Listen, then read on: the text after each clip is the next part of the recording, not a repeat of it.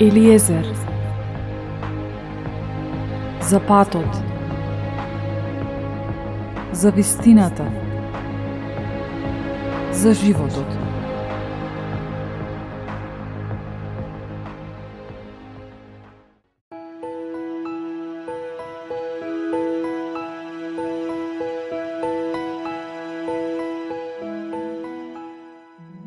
Види, мамо, имам крилја, довикуваше Софија, мавтајки со рацете качена на камениот столб што се наоѓаше на пристаништето. Како да не беше сигурна дека мајка ја слуша, ја повторуваше истата реченица. Крилјата, мамо, моите крилја, ги гледаш ли? Имам крилја.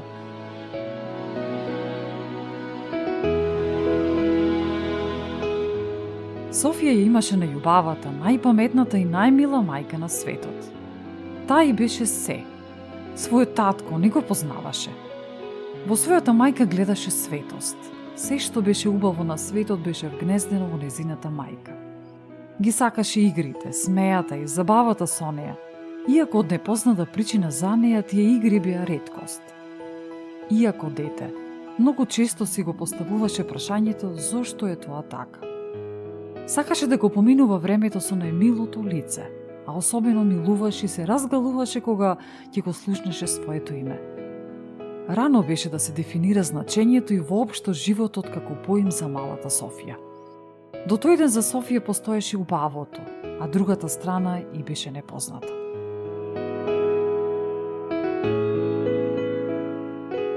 Мамо, и ти имаш крилја, зарем не ги гледаш? Продолжуваше Софија со негодување. Ајде, Софија, побрзај, каде гледаш крилја? Такви нешта не постојат. Со немилозвучен, незаинтересиран и груб глас и возврати мајка ѝ. Мајка ѝ како да беше отсутна со мислите. Имаше навика да каже нешто, но без смисла, неповрзано. Едноставно како со умот да не беше во дадениот момент. Софија подскокна и се стрча кон мајка си. Ја испружи раката за да ја пресретне раката на мајка ѝ, но таа гледаше во својот телефон и мрмореше нервозно. Каде си, бре, човеку, зошто не се јавуваш? Го чуваше своето раче така, испружено како питач за корка леп. А ова раче беше испружено за корка љубов и внимание.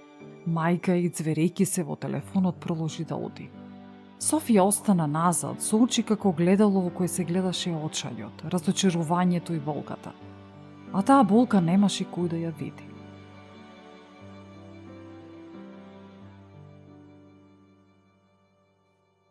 Мајка ѝ уште во раната младост сакаше да експериментира со животот.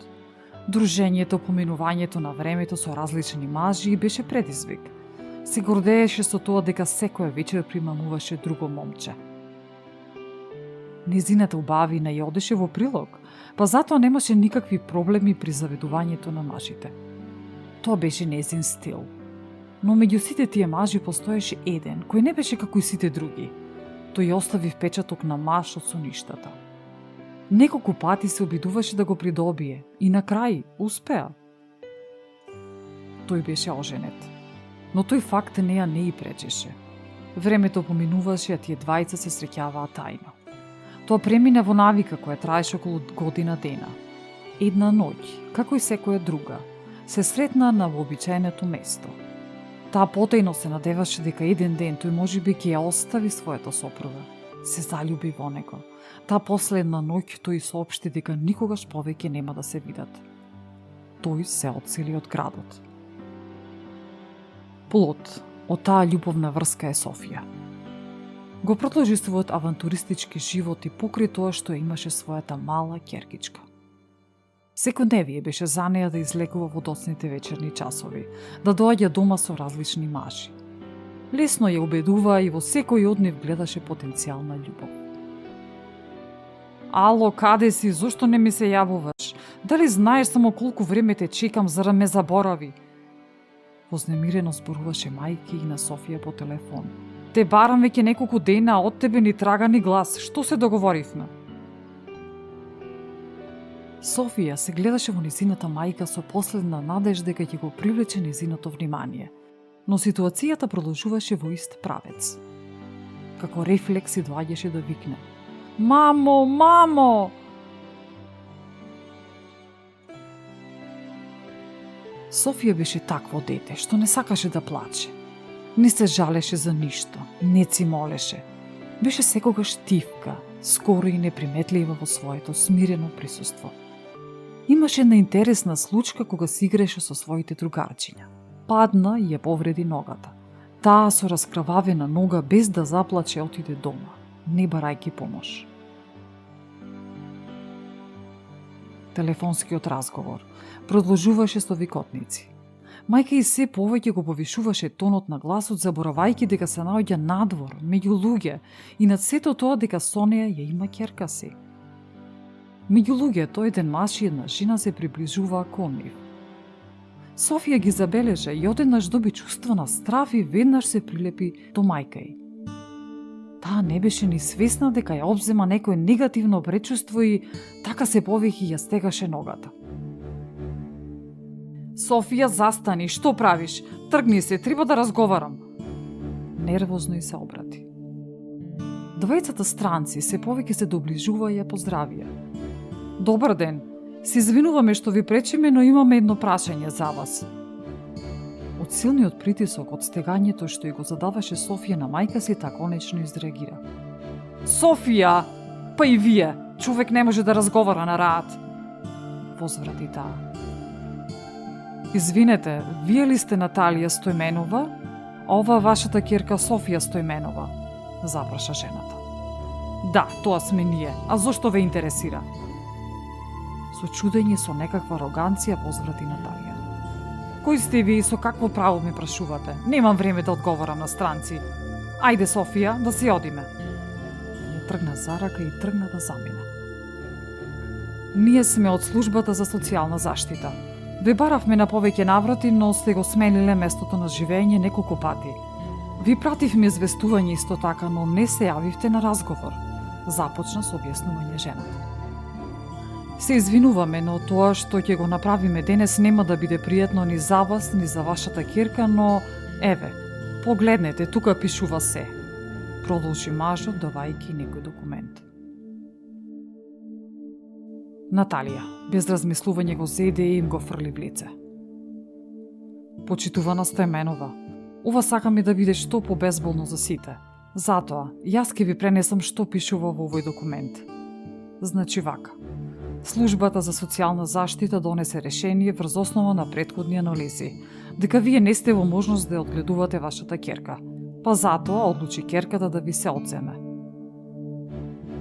Во тој миг, мажот и жената се доближија до Софија. Се обидоја да ја земат пуштајќи и рака. Софија се вознемери и им се оттргна. Ама што правите? Ги туркаше Наталија. Господјо, ве замолуваме да не отежнувате ситуацијата. Одлуката е донесена. Ајде, мила Софија, дојди со нас. Ние не ти мислиме ништо лошо. Твојата мајка ќе дојде и ќе те посети.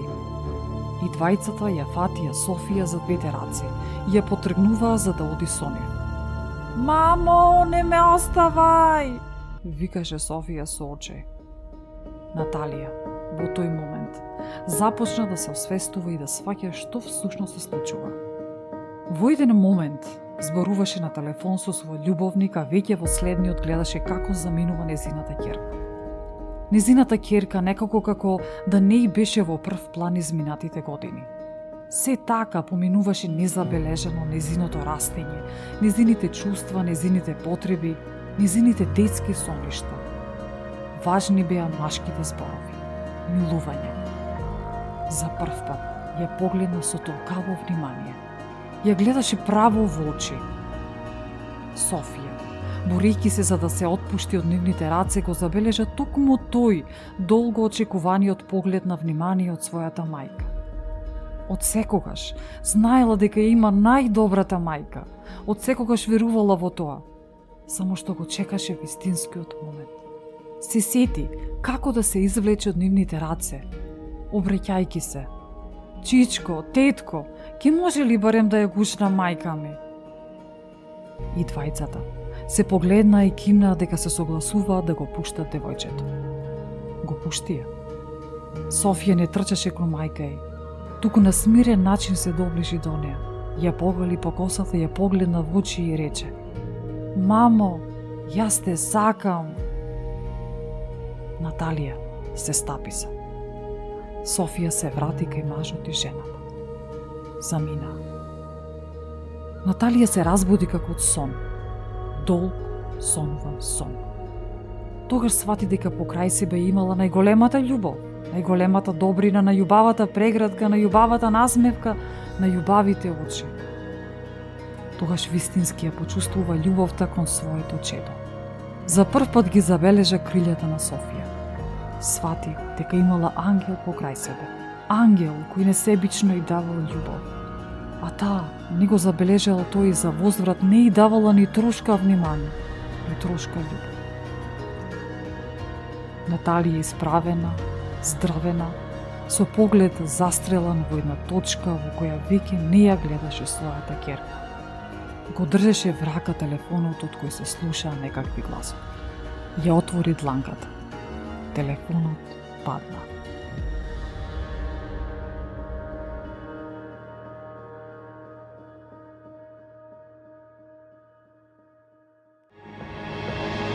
Елиезер